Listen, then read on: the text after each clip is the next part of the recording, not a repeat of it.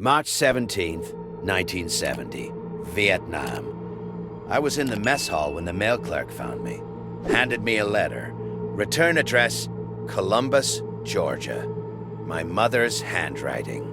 I knew before I opened it. You always know. I tore open the envelope. Read the first line. Calvin didn't make it. My little brother, 21 years old. Infantry. 23rd Infantry Division. Dead 3 weeks before the letter reached me. I'd been walking around Vietnam for 21 days, not knowing my brother was already gone. I sat there, holding that letter, and something inside me broke that I don't think ever fully healed. Because 3 months before I prayed over Rob Hayes and watched him survive 23 minutes he shouldn't have, I prayed over my brother Calvin. God gave me 3 minutes. Then he took him anyway. My name is Thomas Earl Booker. I'm a Christian combat medic. I'm 79 years old. Last week I told you about the day the impossible happened, about a soldier who lived when every piece of medical knowledge said he should die. This week, I'm telling you about the day God said no, and how I learned to live with that. Let me tell you about Calvin first. Calvin Booker was born 2 years after me. March 14th, 1949. Columbus, Georgia. We grew up in the same house, same church, same streets, but we were different in almost every way. I was the quiet one, the responsible one, the one who did what he was told. Calvin was fire.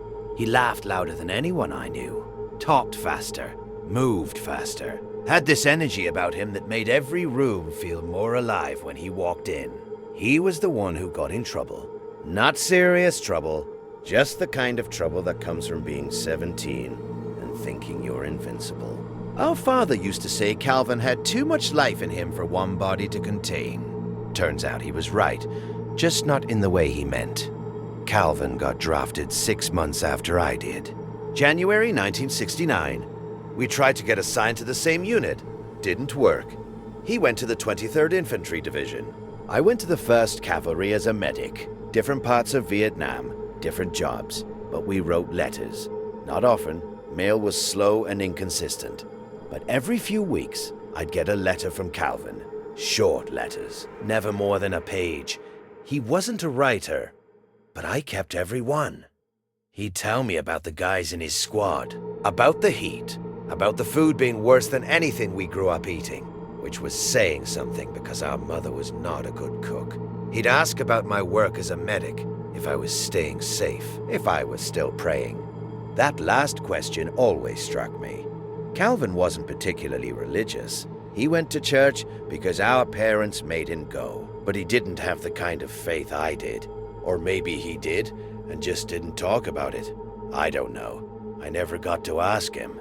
The last letter I got from Calvin arrived in February of 1970.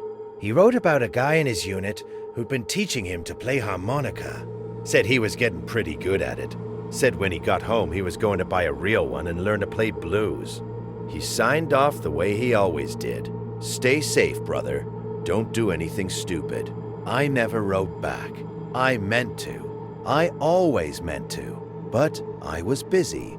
We all were. And then it was too late. March 8th, 1970. I didn't know this until later, until I got the full report. But let me tell you what happened. Calvin's unit was conducting a sweep operation near Quang Nai province, Operation Texas Star. They were moving through a village that was supposed to be clear. Intelligence said no enemy activity in the area. Intelligence was wrong. The ambush came from 3 sides. RPGs, heavy machine gun fire, the kind of attack you don't walk away from unless you're very lucky or very fast. Calvin was neither that day. He took shrapnel from an RPG that hit about 10 meters from his position. Caught him in the chest and abdomen. His squad leader, Sergeant Mike Torres, tried to get to him. Couldn't. Too much fire. By the time they secured the area and got to Calvin, he'd been down for 8 minutes. Still breathing, still conscious. Torres called for a medevac. Called for a medic. The closest medic was 4 kilometers away. Calvin had minutes. I found all this out later. Much later. But here's the part I didn't find out from a report. Here's the part I found out from Torres himself. 2 years after the war, when he tracked me down in Georgia because he said he needed to tell me in person. Calvin's last words weren't about going home. Weren't about our parents. Weren't about the girl he'd been writing to. His last words were, "Get my brother. Thomas, he's a medic. Get him here." He thought I could save him.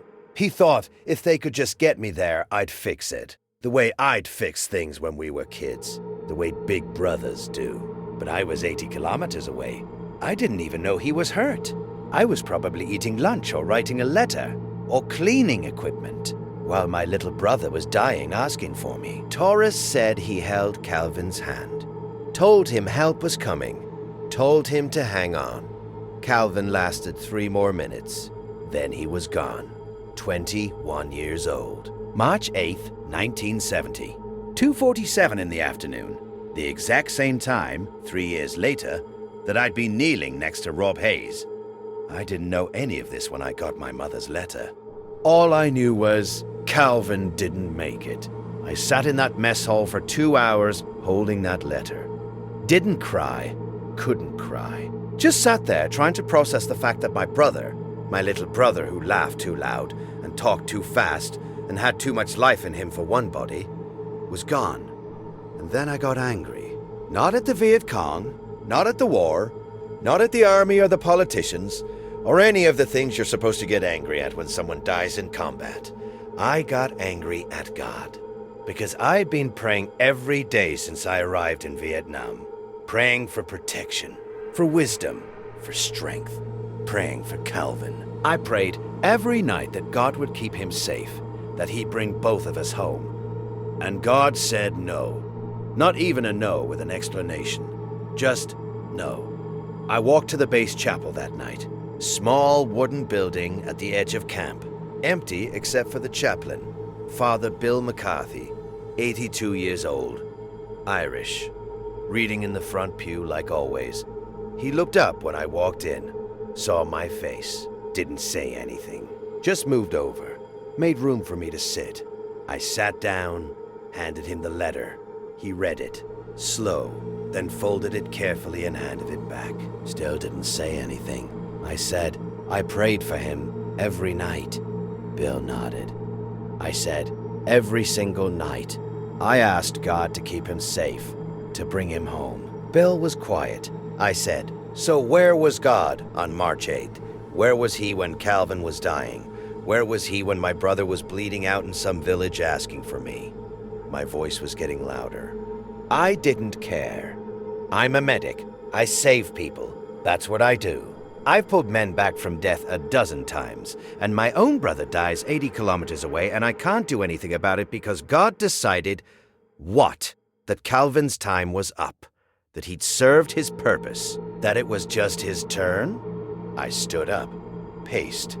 You tell people that God has a plan, that everything happens for a reason, that we just have to trust him.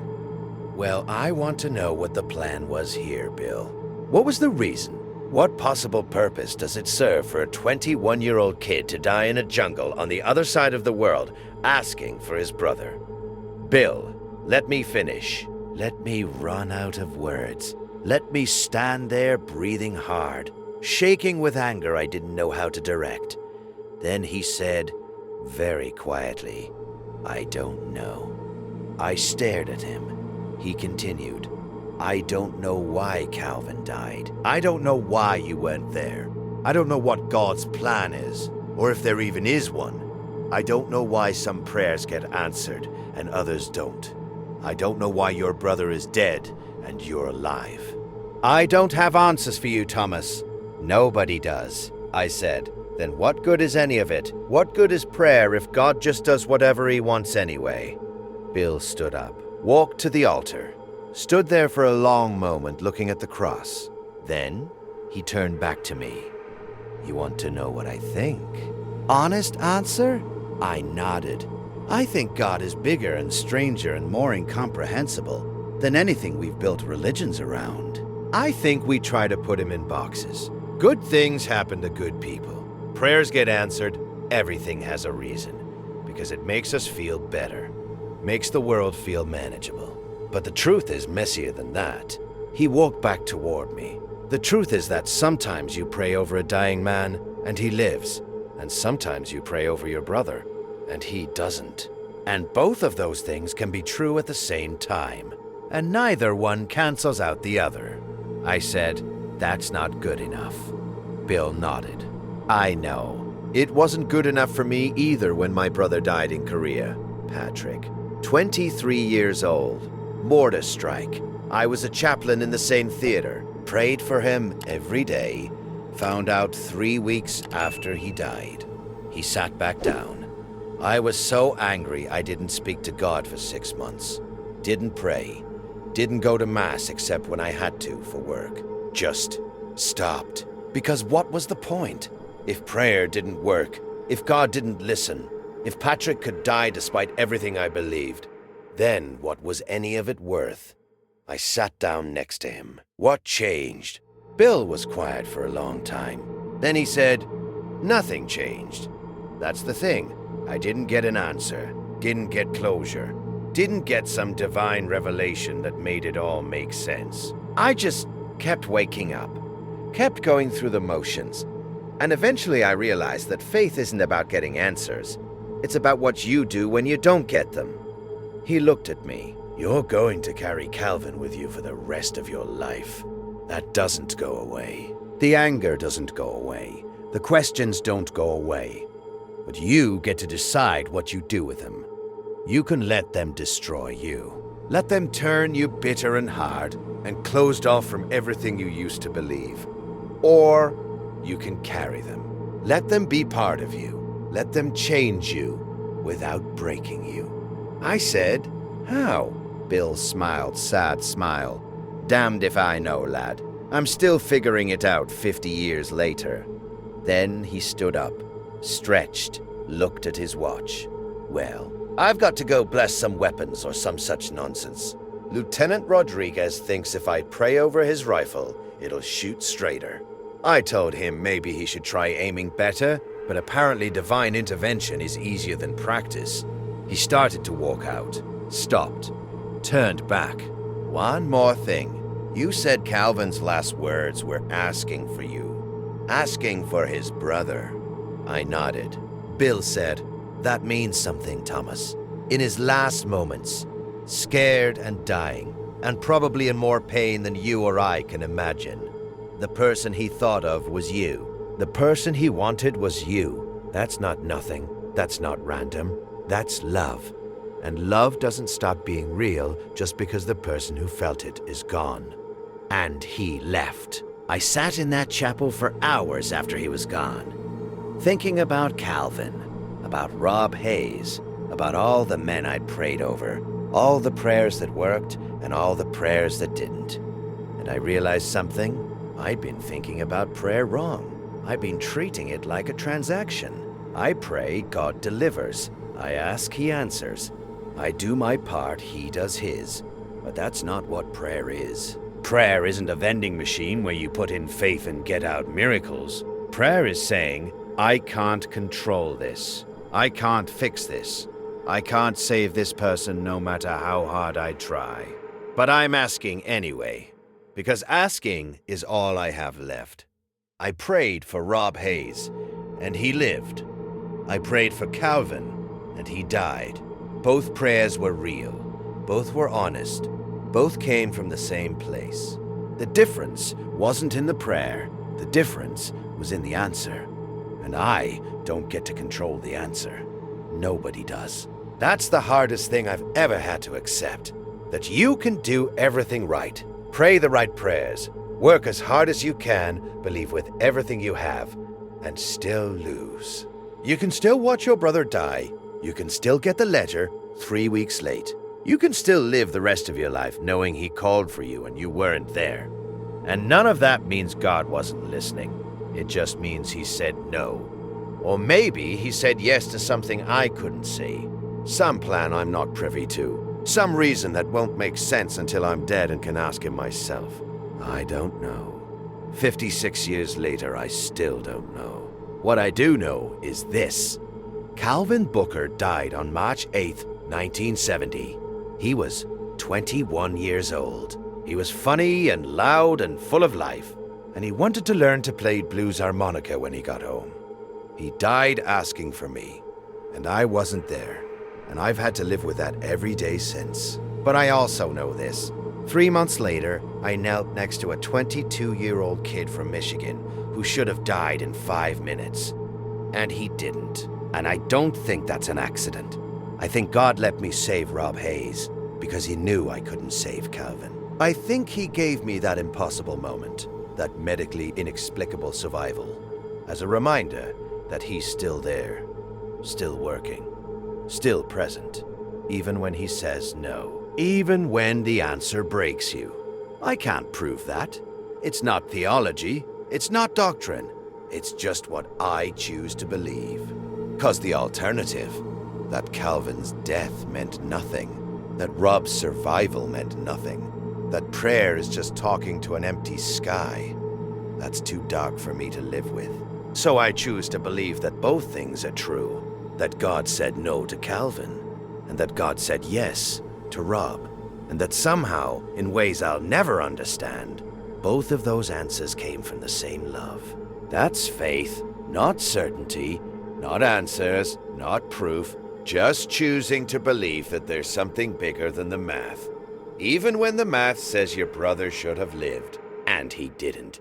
I went home to Georgia in December of 1971, 2 years after Calvin died. My parents met me at the airport. My mother hugged me for 5 minutes straight. Didn't say anything, just held on. My father shook my hand, said, "Welcome home, son." We drove back to Columbus in silence. That night, my mother gave me a box.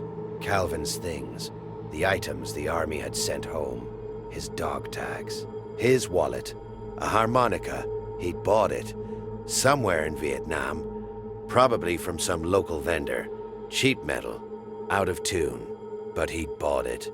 He was learning. I've kept that harmonica for 56 years.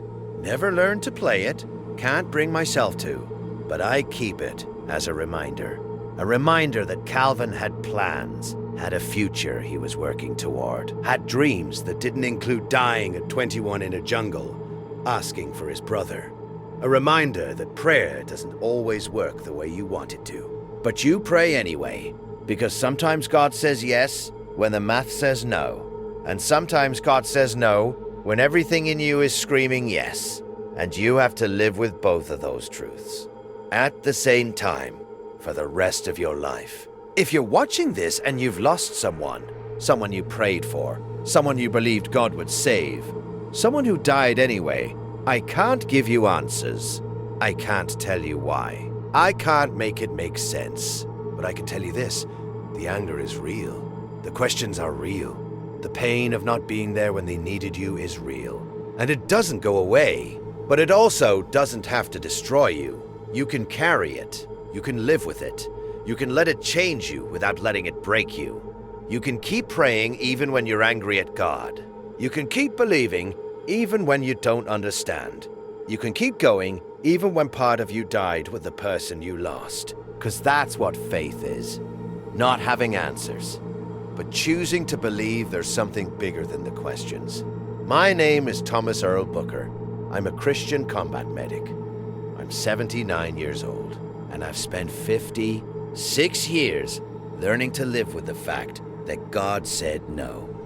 But there's one more thing I need to tell you. One more piece of this story that I've never spoken out loud, because 6 months after Calvin died, I was still in Vietnam, still working as a medic, still praying over dying men.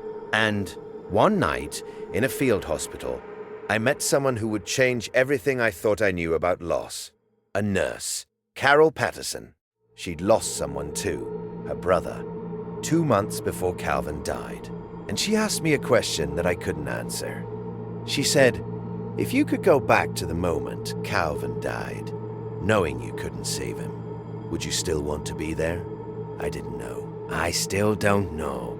But I'm going to tell you that story next week. Because sometimes the hardest questions aren't about why someone died. They're about what you'd do differently if you could. I'll see you next week.